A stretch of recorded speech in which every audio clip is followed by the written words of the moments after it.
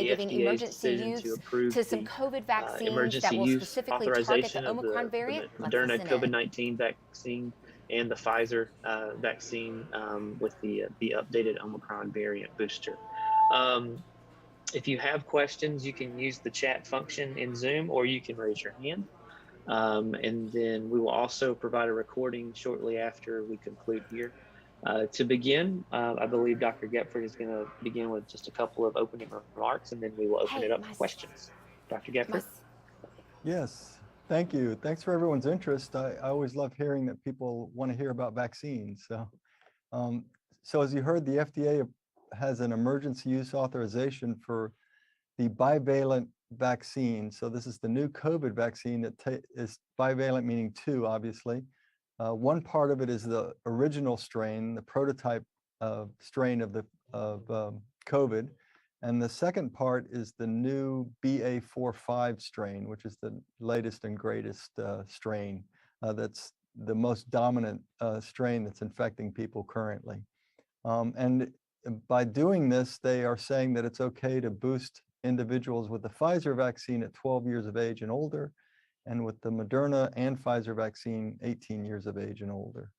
I should also say that usually the ACIP also meets afterwards, and they also provide their formal recommendations. While I don't know what they're going to decide, it seems unlikely that they're not going to recommend this new boost to individuals.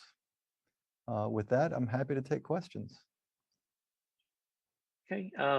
While we wait for media questions, Dr. Goepfert, can you maybe explain why it's taken a little bit of time to have an updated booster? We're 2.5 years into this pandemic now, a year and some change after the first vaccine. Can you maybe go through that timeline a little bit? Sure. So the reason it's difficult to get a booster is because, as everyone knows, the COVID or SARS-CoV-2, the virus that causes COVID, has been mutating so much, and it's been always seems to be one step ahead of our vaccine efforts. In fact, it seems to be one step ahead of our immunogenicity efforts on a population level even. So what happens with these viruses, all coronaviruses seem to do this, is that the population develops a certain immune response to it, and then it mutates to something else, and it becomes very resistant to protection against infection. And so we had a bunch of companies, well, let me just say we had 2 or 3 companies. Specifically, there was Pfizer, Moderna, and even Sanofi that came up with an Omicron vaccine. And they had some data on that, but then when they presented their data back in the fall to the FDA, it was decided that really we need to have the latest variant in the vaccine, not Omicron. So Omicron itself is really not good enough. And the reason they know that is because there are a lot of people who were infected with the Omicron virus back in the beginning of the year who have been reinfected with some of these subvariants of Omicron. And so the hope is that these subvariants now will be sufficient to actually provide a significant level of protection against infection. And that is really going to be dependent on how, if this variant is what's going to be predominant in the fall.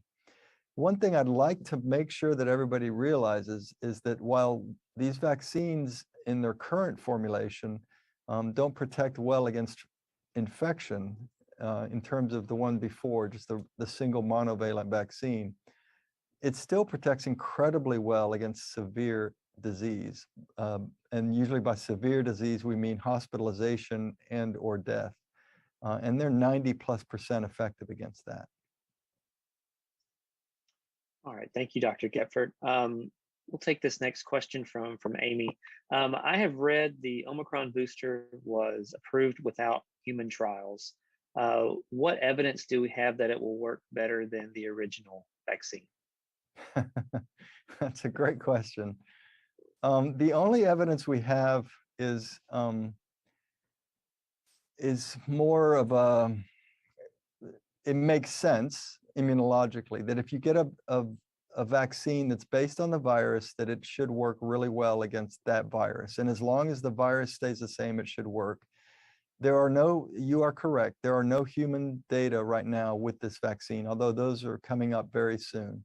Um, and, and the other data is in mice. And the FDA based their decision way back when, not way back when, but in the summer, in the early summer, based on data in mice. And in mice, it worked better when you gave this new strain of vaccine, and then the mice were challenged with the BA.4/5 virus. But we have no data in human. Now, I will say that for influenza, we do this a fair amount. We do this every year. We include new variants of influenza without human data, because it's really, from a safety perspective, it's really going to be very, very similar. And so we are able to do that. And I suspect that eventually that will happen with the COVID vaccines as well. All right, thank you. You kind of touched on this a little bit earlier, but will the strain-specific mRNA lead to better protection, or maybe you can dive into that a little bit? So that is the hope, that it will lead to better protection. But again, I think it's pretty, it likely will be a better protective vaccine if the infecting strain remains BA.4/5 or something similar to BA.4/5. But there's no guarantee that'll happen. But despite that, it's still going to be, the closer we are to what's circulating, even if it doesn't protect against infection, it will likely do a better job against preventing against severe disease as well. So that's another reason to sort of keep up with the virus. We were just saying, just opened it up here. All right, thank you. Another question from Amy. She says, a lot of people had COVID this summer. How long should they wait to get boosted? That's right. Yeah, that's a great question. The problem is this summer, depending on the summer, when in the summer, because BA.4/5 sort of took over towards the latter half of the summer, and even then it wasn't all of them. So the FDA is recommending 2 months. So if it's been 2 months since you've either been vaccinated previously or infected, that you should go ahead and get this boost. Thank you. Already done. So another question we had submitted: if there are limited benefits, Do you have any questions? or No. potential limited benefits, do we really need new boosters? So I don't know what, that's a great question right now, but the thing is that this gets to the fact that vaccines are incredibly well tolerated, they're extremely safe, and the risk benefit is almost always going to be that you should get vaccinated. Now, having said that, there are people who have not tolerated the vaccine very well, meaning that they have fever, chills, and then it goes away in 1 to 2 days, but it's kind of miserable for 1 to 2 days. I think those individuals should really have a discussion with their provider to see whether it's beneficial for them. But it is correct. And the other thing I hadn't mentioned that's interesting is everybody, I think, knows that the virus seems to be less and less pathogenic. It kills, on a proportion-wise, less and less people as this pandemic has gone on. I think a lot of people think it's because they think the virus is weaker, but that is not true. It's really because the population immunity is much, much higher. And so the thing is that 95% of the US population has either been infected with COVID, or they have been vaccinated, or they've been vaccinated. Now, the problem is that immunity does not last forever. We're still studying how long COVID immunity lasts, but it likely doesn't last more than a year, and it probably wanes after 6 months pretty dramatically. So I think most people, unless they just recently got vaccinated, should get this vaccine. And 2 months or later, it would be good to do this, because then you're not only boosting the immune response, you're boosting it towards what's circulating. So I don't think it's necessarily limited benefit. It'll make you, even if it doesn't prevent you from being in the hospital, it will prevent you from getting as sick as you normally would have. Thank you for clarifying that. Another question we had submitted, are there plans or have there been discussions that you know of to combine a influenza and or a COVID booster or COVID vaccine as we begin to get into flu season? I know of no plans that will do it this flu season. I know of a lot of individuals, investigators, companies that are talking about doing that. So I think it's not going to be this season though. So that means you would get a COVID and a flu shot in one shot. I believe that you are able to co-administer these, so you'll get 2 shots, but you can get them at the same time. So that makes it a bit more convenient rather than having to go to the pharmacy, your doctor 2 different times. Okay. Are there any other questions from media? We'll do one last call. Okay. Dr. Goepfert, are there any other comments you'd like to make? If not, we will go ahead and wrap. No, thanks again for your interest. All right. Thank you, Dr. Goepfert, and thanks everybody for joining. All right, you have been listening to a press conference from UAB right there. So we are actually going to continue now with what we are calling WBRC Now. So we are going to give you a few of the headlines from today. So we're actually going to start with a look at traffic outside. We're going to give you a live look. I'm going to pull this up right here. The traffic cameras from the Alabama Department of Transportation, just sort of a live look right here. This is 280 and 459. We're starting to get into the evening rush hour. You can see a little bit of traffic, but most of all, it is good to go. So we will make sure that we give you a live look right there as we get on with some other news of the day. Now, we do have some sad news out of Coleman County. Sadly, one person did die in a crash this morning. This was on I-65, again in Coleman County in the northbound side. The Coleman County coroner confirmed that there was a fatality, but they have not released a lot of details about this. It was a pretty bad wreck. There were several cars involved, and it actually closed part of that interstate near mile marker, 292. Of course, we will keep you updated as we learn more about that. Well, you may have seen the alert on your WBRC News app today. Birmingham Mayor Randall Woodfin is applying new pressure to the Birmingham Waterworks Board after our continued reporting on several problems with the utility.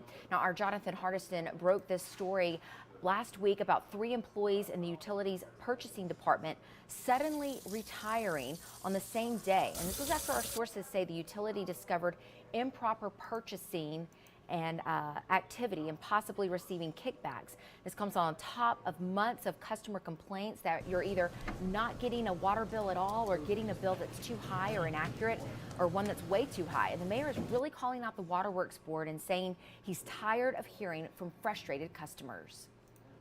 And it's unfair, and it's a burden, and it's stressful, and it's painful, and they're not deserving of that. Their customers, many of their customers, are City of Birmingham residents. I represent them, and I will continue to advocate on their behalf for a more efficient system. I don't care what adult is responsible. I want the problem fixed, I want it addressed, I want it handled, and I want the customer taken care of, and that's not negotiable. And of course, you can read more about that story in its entirety on our WBRC News app. We do have some big news out of Tuscaloosa today. Police have arrested a man accused of raping 2 University of Alabama students. This is video of him outside the Tuscaloosa County Metro Jail yesterday evening. Our Josh Gant getting this video for us and asking questions. 24-year-old Alexander Velasquez Hernandez has been on the run for 13 years. He was arrested in Mexico, actually, and brought back to Tuscaloosa last night. Police believe Hernandez posed as a maintenance worker at an apartment complex on Reed Street, and that's how he got into the victim's apartments. Now, Hernandez has been charged with rape, sexual abuse, and burglary, and he is being held without bond. Well, we have some important news if you're looking for a job today. A new report is out and some opportunities may be starting to ease up here in the U.S. According to the ADP Research Institute, the country added 132,000 positions in August. Now, that's lower than the 225,000 jobs economists had been predicting. Now, the findings from ADP came out 2 days before the government will release its official jobs report. Sometimes the two reports clash with each other. Analysts expect Friday's data from the Bureau of Labor Statistics to show 300,000 jobs were added this month. Well, we know that a lot of you will be traveling for the Labor Day weekend, so we want to share some tips that could help your trip be a little smoother this year. A new survey from AAA shows that 1/3 of all Americans plan to travel this Labor Day weekend. According to the survey, the top 2 Labor Day weekend destinations are both in the western part of the U.S., Las Vegas and San Diego. But of course, many people will visit a destination closer to home. So here's some things to keep in mind no matter where you are headed. First, if you are flying, the FAA is warning that flight disruptions will likely stick around this fall. Labor shortages combined with pent-up travel demand are still a main concern, causing long lines, lost baggage, flight cancellations, and delays. In other words, give yourself some extra time to get to your flight, and AAA points out that early morning flights are less likely to be postponed or canceled. But more than 80% of people traveling on Labor Day weekend are expected to travel by car. So here are some other things to keep in mind. Even though gas prices have come down recently, they're still much higher than a year ago. So to maximize gas efficiency, be sure to have your tires properly inflated. A pack light, a heavier load, is much more taxing on your car. Don't gun it. Aggressive driving is not only unsafe, but it also impacts your mileage. And you might think that opening a window is more fuel efficient than air conditioning, but that's not always the case, because at high speeds, an open window can create drag, and that will require more fuel consumption. All right, well, turning to some space news right now, NASA has announced the new launch date for Artemis. So remember, it was delayed after Monday's attempt because of engine problems. Well, now Artemis will launch on Saturday. Artemis will head to the moon with no astronauts. NASA says it's the first trip to the moon in 40 years, and they are trying to get back there. There is still a backup opportunity on September 5th if the weather does not cooperate on Saturday.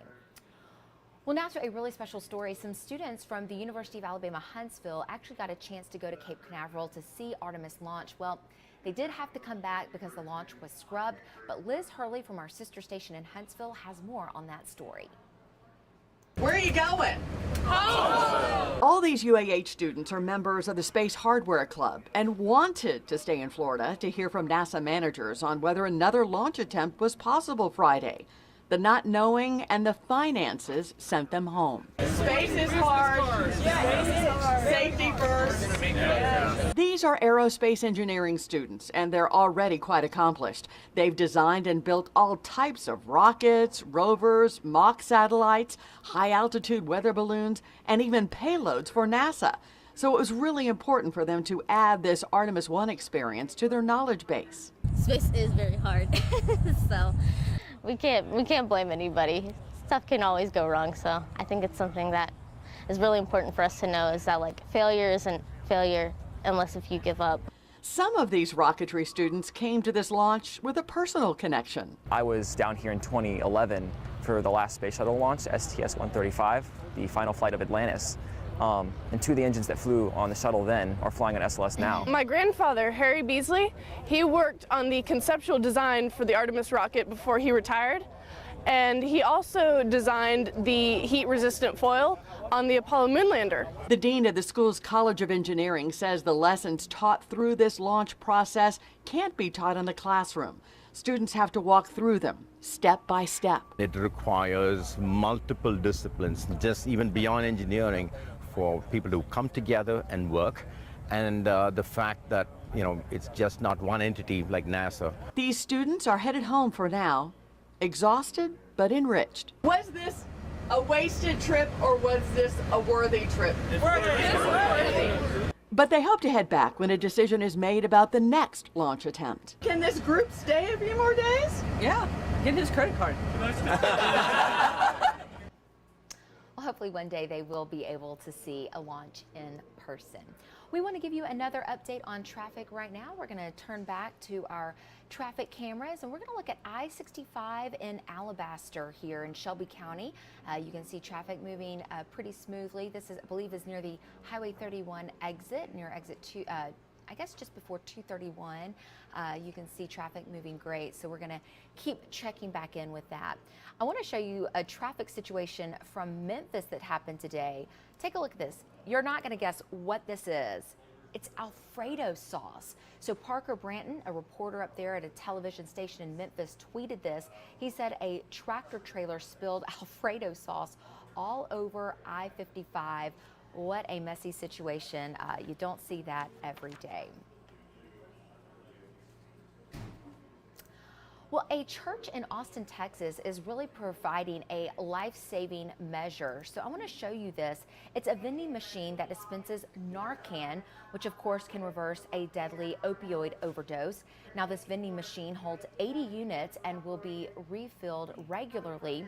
The Narcan is free and can be accessed with the click of a button. Yesterday I spoke with an Uber driver who came here and he said in the last month he's gotten calls to pick up 2 different people that have drug overdosed. And so he wants to have it in his car as an Uber driver to be able to give it out to people when they need it.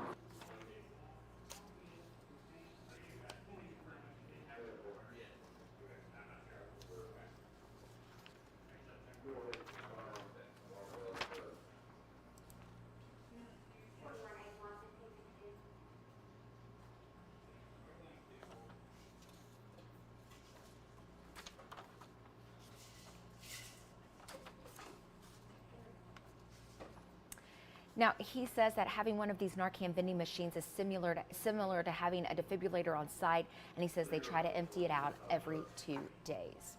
We've also been following some breaking news from overseas today. The Queen is not going to appoint the next Prime Minister in London. Instead, she will stay in Scotland to do it. So the new Prime Minister and Boris Johnson will travel to Scotland on September 6th, which is a break from tradition. During her 70-year reign, the Queen has had an audience with her new Prime Minister at Buckingham Palace. You know, the Queen has suffered from some mobility issues recently, and it's understood this change was made to prevent the need for any last-minute rearrangements. And of course, today, millions of people around the world are remembering Princess Diana. Sadly, she was killed in a car crash in Paris 25 years ago today. And British artist Nathan Wyburn paid his own tribute to Diana, lighting up her image with tea lights and then blowing them out in a time-lapse video on social media. The image is referenced to the song Candle in the Wind by Elton John, which was, of course, performed at Princess Diana's funeral. She was 36 years old. All right, at this time, we're going to take another look at our traffic cameras to give you an update on traffic here. This is Highway 280 at Cherokee Bend. Starting to see a little bit of slowdowns in this area, but so far, so good on your commute home. Of course, we will keep you updated here at the First Alert Desk. So this newscast is called WBRC Now. We're going to be doing it every day. We will officially launch September 19th. We might launch it a little sooner than that, depending on what's happening, because we are always here for you, bringing you the very latest information. And so we will have that at 3:30 here from WBRC Now Desk. I'm Claire Huddleston. Thanks so much for joining us.